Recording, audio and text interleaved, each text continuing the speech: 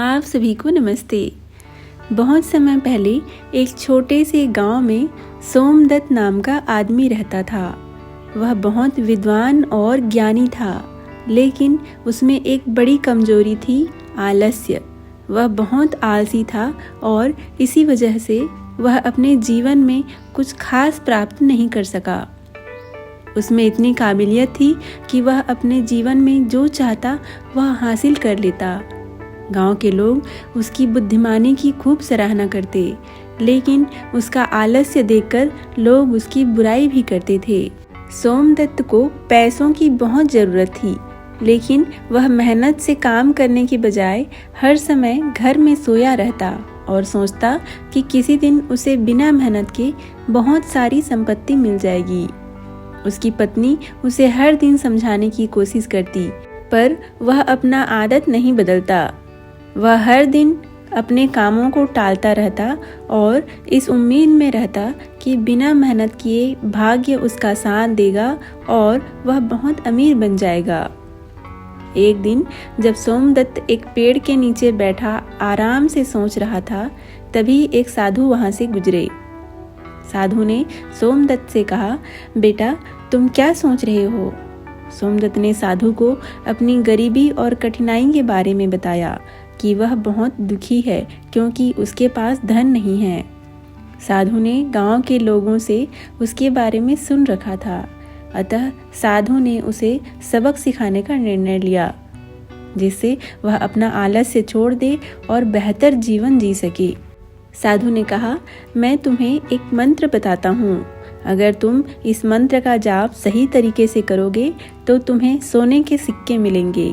लेकिन याद रखना, मंत्र का जाप करने के लिए तुम्हें सुबह जल्दी उठकर नदी किनारे चलकर जाना होगा और 40 दिन तक यह जाप करना होगा। अगर तुम आलसी होकर एक दिन भी चूक गए तो इस मंत्र का प्रभाव नहीं होगा।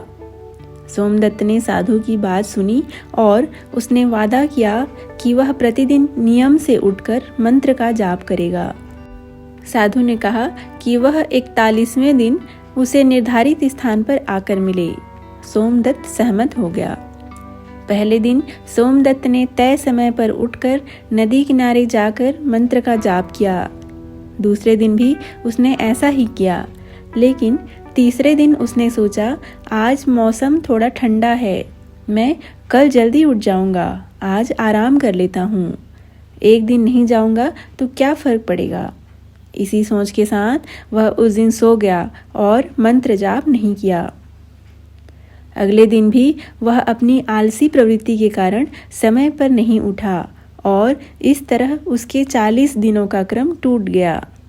अंततः 40 दिन पूरे होने के बाद उसे साधु की याद आई और उसने सोचा कि अब वह सोने के सिक्कों की उम्मीद कर सकता है। लेकिन जब वह साधु के बताए स्थान पर पहुंचा तो उसे कुछ भी नहीं मिला। वह साधु से मिला। साधु बोले, अगर तुमने मेरे बताए उपाय का अक्षरशः पालन किया होता तो तुम्हें सोने के सिक्कों की तलाश में यहाँ न आना पड़ता। तुम्हें सोने के सिक्के अपने आलस्य को छोड़ने से ही मिल गए होते। आलसी आदमी की सुबह से नींद तो खुल जाती है, पर अपने आलस्य के कारण वह उठकर काम में नहीं लगता। उठकर बिस्तर पर लेटे लेटे कुछ न कुछ सोचते रहता है और काम का समय बर्बाद करते रहता है। जो व्यक्ति उठकर काम में लग जाता है, वह आलसी व्यक्ति के उठने से पहले ही काम समाप्त कर लाभ उठा लेता है। दिन में भी आलसी व्यक्ति काम कम करता है, काम का विचार कर करके समय गंवाता है, पर करने वाला कमाई कर लेता है। अतः हर समय किसी न किसी कार्य में लगे रहना चाहिए। कहावत है, बैठे से बेगार भली। साधु आगे कहते हैं, हे सोमदत्त, तुम्हें यह लग सकता है कि अगर तुम काम करोगे तो बीमार पड़ जाओगे, पर तुम्हें यह भी सोचना जरूरी है कि अगर तुम काम न करोगे तो और अधिक बीमार हो चलोगे।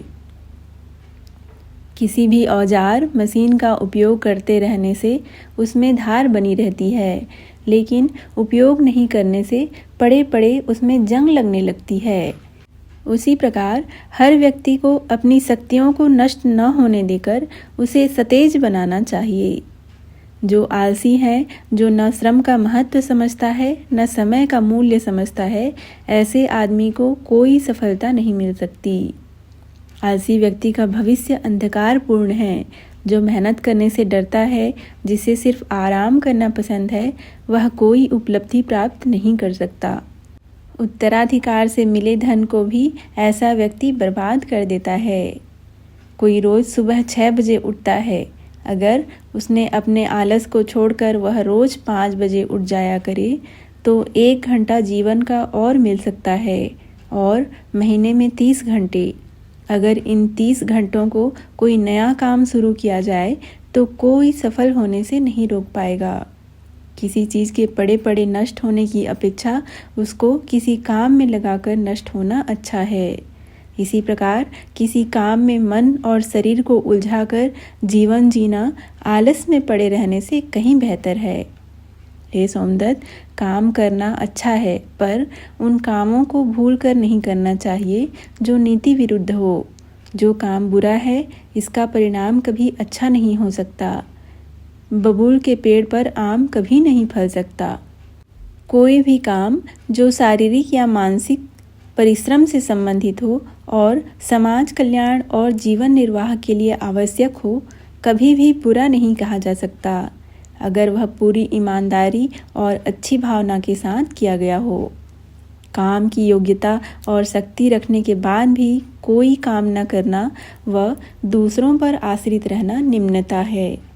परमात्मा ने तुम्हें शरीर दिया, शक्ति दी, चेतना दी और बोध दिया, शायद इसलिए कि तुम अपनी उन्नति करो और जीवन में आगे बढ़ो, स्वयं सुख से रहो और अपने प्यारे अन्य प्राणियों को भी सुखी करने में सहयोग दो।